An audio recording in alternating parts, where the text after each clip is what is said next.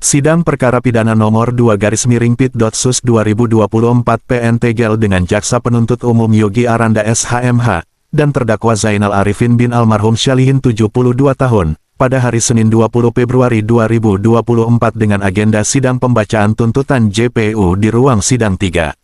Dalam persidangan Jaksa Penuntut Umum Yogi Ananda SH mengatakan bahwa dalam kasus ini pelaku diancam dengan ancaman pidana sesuai Pasal 44 Ayat 1 Undang-Undang Penghapusan Kekerasan dalam Lingkup Rumah Tangga, atau lebih dikenal dengan istilah UU PKDRT, di mana ancaman kepada pelaku maksimal 5 tahun, ujarnya.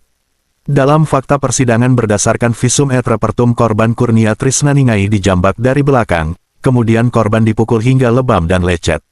Karena terdakwaan di dalam persidangan berdasarkan saksi-saksi dan bukti-bukti dalam persidangan terbukti melakukan kesalahan dengan melakukan penganiayaan terhadap korban, sehingga terdakwa didakwa dengan pasal-pasal 44 ayat 1 Undang-Undang Penghapusan Kekerasan dalam Lingkup Rumah Tangga, atau lebih dikenal dengan istilah UU PKDRT, di mana ancaman kepada pelaku maksimal 5 tahun. Namun karena korban dalam persidangan telah memaafkan terdakwa ZA namun tetap menginginkan proses hukum berlanjut, berdakwah dalam persidangan sopan dan sudah berumur 72 tahun, GPJPU menuntut terdakwa dengan hukuman penjara 5 bulan.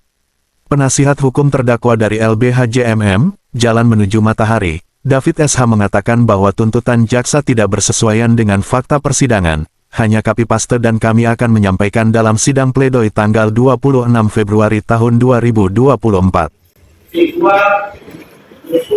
Dari TGR Senin 2024 atas nama terdakwa Zainal Arifin bin almarhum Syalihin.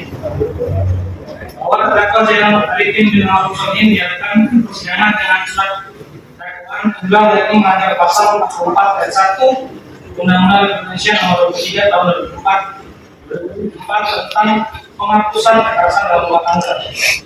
Terhadap terdakwa yang dibacakan dasar umum terdakwa dan tim hukumnya dengan tegas akan mengerti dan fakta yang mengungkap dan tulisan persidangan sebelum berupa transaksi terdakwa dan bukti surat dan tunjuk jadi dibacakan pada tuntutan.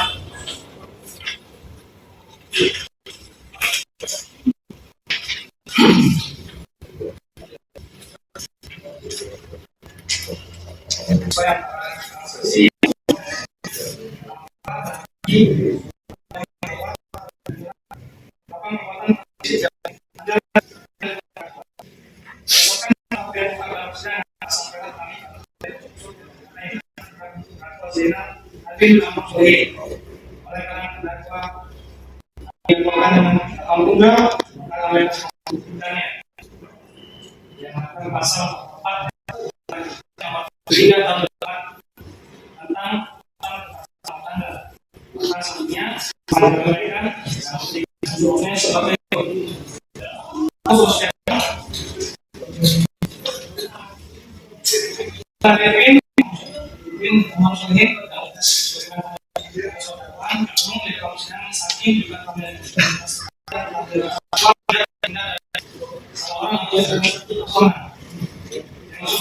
orang sini dengan siapa yang harus bertanggung jawab perbuatan atau kejadian yang dilakukan. Orang sebagai subjek hukum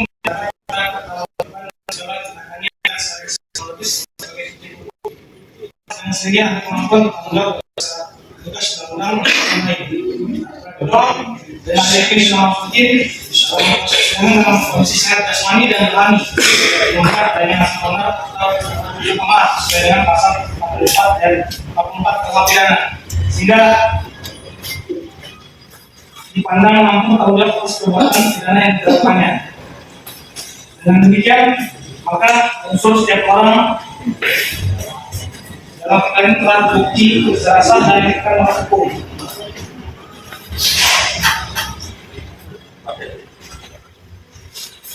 Unsur nomor perbuatan kekerasan fisik dalam lingkup rumah tangga berdasarkan pasal nomor 1 angka 1 Undang-Undang Nomor 4 Penghapusan Kekerasan dalam Rumah Tangga. Maksud dengan rumah tangga adalah setiap perbuatan seseorang sama perempuan yang atau tangga atau selama hukum rumah tangga. Misalnya, mereka pasal 6 undang-undang rumah tangga dimaksud dengan perbuatan yang mengakibatkan sakit, jatuh, sakit atau luka berat. Bahwa kemudian yang dimaksud dalam rumah tangga menurut pasal 2 ayat 1 adalah suami istri, anak, orang-orang yang punya hubungan keluarga dengan orang sebagaimana masuk pada grup A, atau hubungan darah, perkawinan, persusuan, pengasuhan, dan kematian, menetap dan rumah tangga, atau orang yang bekerja di tempat rumah tangga dan menetap dalam rumah tangga tersebut. Bahwa berdasarkan ketentuan pasal 55 Undang-Undang Nomor 23 Tahun 2004 tentang penghapusan kebenaran rumah tangga disebutkan sebagai salah satu alat bukti yang sah keterangan seorang saksi korban cukup untuk membuktikan bahwa terdakwa bersalah apabila disertai dengan suatu bukti lainnya yang sah. Berdasarkan keterangan saksi, surat dan keterangan terdakwa serta dikatakan dalam barang bukti yang ada dalam perkara ini diperoleh fakta hukum sebagai berikut. Lanjut bacaan pokoknya bahwa terkait hubungan darah sebagai ayah kandung dari saksi pemiat bergengsi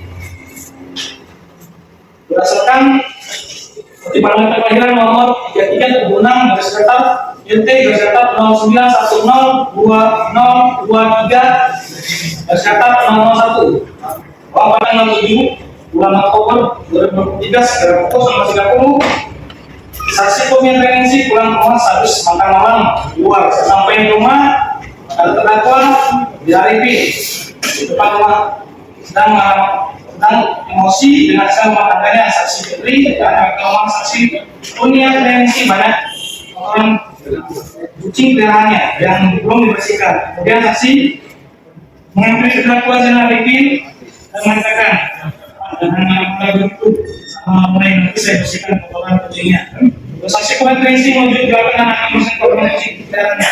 Tiba-tiba terdakwa Zainal Arifin menghadap saksi pengia dan dari belakang dan menyentuh tangannya dengan marah-marah.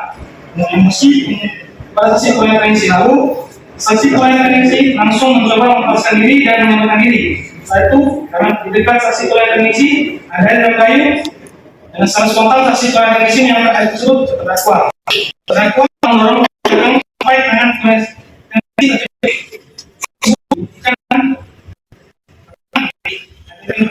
sebelumnya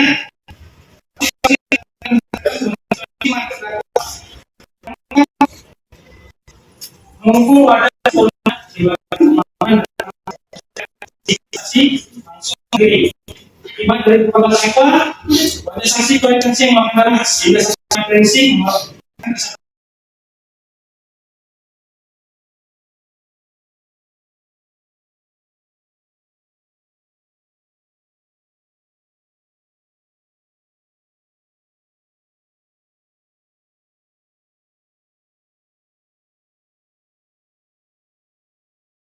rumah sakit anak kalau tegar atas sebab terdakwa saksi melakukan kekerasan atas lanjut bahwa akibat perbuatan terdakwa saksi beragengsi mengalami luka dan lecet di bawah mata kanan, luka memar pada depan sisi kanan dengan bawah kanan dan punggung tangan kanan. Hal tersebut menyebabkan hambatan dalam menjalankan aktivitas pekerjaan dan mata pencarian. Bersesuaian dengan visum ekstrakurikuler dengan demikian, unsur melakukan perbuatan kekerasan fisik dalam lingkup rumah tangga dalam perkara ini telah terbukti secara sah dan dikatakan menurut ada yang kami hormati dan yang kami muliakan. Misalkan yang di atas, maka kami umum dalam perkara ini berpendapat bahwa seluruh unsur tindak pidana yang dilakukan oleh terdakwa Zainal Arifin bin Al-Muslihin sebagaimana dengan satuan tunggal nomor pasal 44 ayat 1 Undang-Undang Republik Indonesia nomor 23 tahun 2004 tentang penghapusan kekerasan dalam rumah tangga dapat diidentifikasikan secara keseluruhan dan oleh karenanya sudah seharusnya terhadap tempat yang akan terbukti bersalah dan melakukan tindak pidana sebagaimana kami lakukan.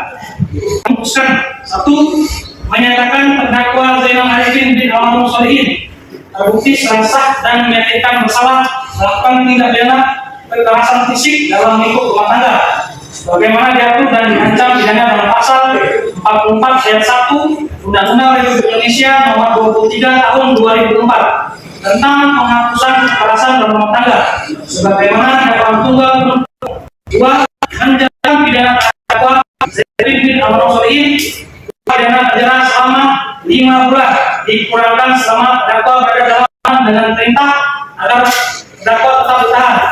3. Menyatakan barang bukti berupa 1 lembar fotokopi akta kelahiran atas nama Saudari Kurnia Misi binti Zainal Arifin, 1 buah flash disk berwarna putih biru merek Doi bertuliskan A35-16 GB yang berisikan video pada saya. Demikian surat tuntutan ini kami bacakan dan serahkan pada sidang hari ini Selasa tanggal 20 Februari 2024. Jaksa penuntut umum ditandatangani Yogi Aranda SMH. Ini kan 5 bulan ya dari pihak pengacara terpidana terdakwa gimana nih? Ya, saya melihat pertama memang tadi kita udah sidang hari ini pembacaan tuntutan dari jaksa penuntut umum ya, surat tuntutan dan sudah dibacakan. Namun kita melihat ada beberapa hal yang tidak diperhatikan oleh penuntut umum. Pertama, itu fakta persidangan sama sekali tidak diperhatikan, ya, bahkan tuntutan uraian fakta fakta yang menurutnya terbukti pun itu copy paste 100% dari dakwaan. Sebelum dibacakan pun saya udah tahu kalimat berikutnya akan disampaikan apa. Ya. Jadi itu benar-benar hanya copy paste dari dakwaan. Ya, padahal harusnya surat tuntutan itu disesuaikan dengan bukti yang dihadirkan di persidangan serta saksi-saksi yang sudah menyampaikan kesaksiannya di bawah sumpah. Ya. Jadi kalau dari saya, kami melihat ini kesempatan yang baik untuk kami mengajukan pledoi pembelaan, dan sama seperti tadi majelis hakim sampaikan bahwa pekan depan kami diberikan kesempatan pledoi. Ya, sebenarnya kami menjunjung tinggi asas peradilan sederhana cepat. Ya, tapi justru jaksa membutuhkan waktu 2 minggu untuk membuat surat tuntutan, sedangkan kami tadi hanya seolah-olah dikasih waktu 2 hari. Hari Kamis tadi disuruh langsung pembelaan. Lalu saya tolak dan saya minta agar disampaikan di Selasa dan kemudian disetujui di hari Senin. Ya. Jadi kami sebenarnya minta perlakuan yang sama. Kami tidak minta special treatment, tapi kita minta equal treatment. Karena dalam sistem peradilan pidana, tentu kontestasi itu perlu. Apa yang disampaikan oleh pendapat dari penuntut umum, ya, sebagai pihak yang berwenang dan memiliki kekuasaan negara di dalamnya, dan juga apa yang disampaikan oleh pembela. Ya, dalam hal ini advokat penasihat hukum dari terdakwa. Ya, yang memang mungkin banyak orang bilang tidak seimbang kekuatannya, namun kami tetap percaya pada kebijaksanaan dari Majelis Hakim Pengadilan Negeri Tegal. Ya, kami mau tetap mengajukan pledoi dan kami yakin bahwa ini tidak pantas untuk dihukum. Pak Zainal harusnya bebas. Ya, sekalipun tuntutannya rendah 5 bulan, bagi kami bukan itu masalah rendah atau tidak rendah, tapi bagi kami adalah masalah terbukti atau tidak terbukti unsur-unsurnya.